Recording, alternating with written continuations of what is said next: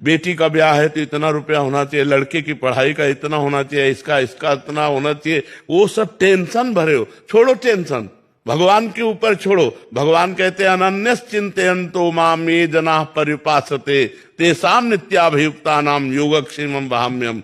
जो मेरा अनन्य चिंतन करता है उसके योगक्षेम का वाहन मैं करता हूं। अगर अपना भरोसा परमात्मा में लग जाए तो आप कह सकते हो कि आप बाबा जी हो।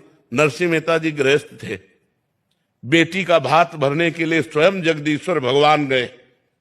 भरोसा है, इतना भात में लिखा गया था सामग्री कि वो आए ही ना, क्योंकि वो गरीब है, वो आए ही ना। तो उन्होंने पर्चा भगवान के आगे रख दिया और पहुंच गए। तो द्वारिकाधीश गाड़ियों से लद करके जितने पर्चे लिखे थे उससे अधिक, और यहां तक कि स्वर्ण वर्षा तक भगवान ने कर दी। तो हमें भरोसा होना चाहिए, वो कहानियां ही नहीं है, वो हम अपने जीवन में देख रहे हैं, अपने जीवन में देख रहे हैं।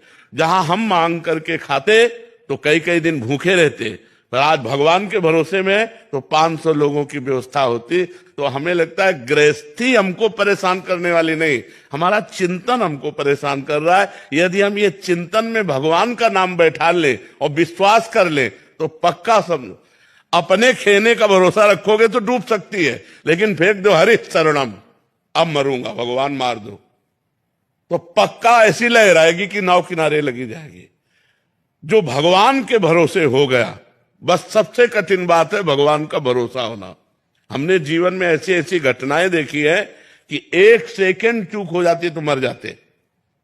कई घटनाएं जीवन में देख, गंगा किनारे जा रहे थे, भ्रमण करते थे, गंगा किनारे ही भ्रमण करते थे, तो ऊपर से पूरा सूखा और नीचे सैकड़ों हाथ का दलदल, कि मतलब तो हम अगला जो ही कदम रखने में आवाज है, ए बाबा सावधान आगे मत जाना दलदल है।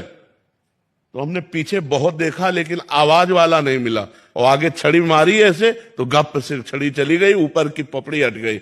अब बताओ अगर हम आगे चले जाते और हम धंस जाते तो वहां कोई निकालने वाला नहीं था। आवाज कौन दिया?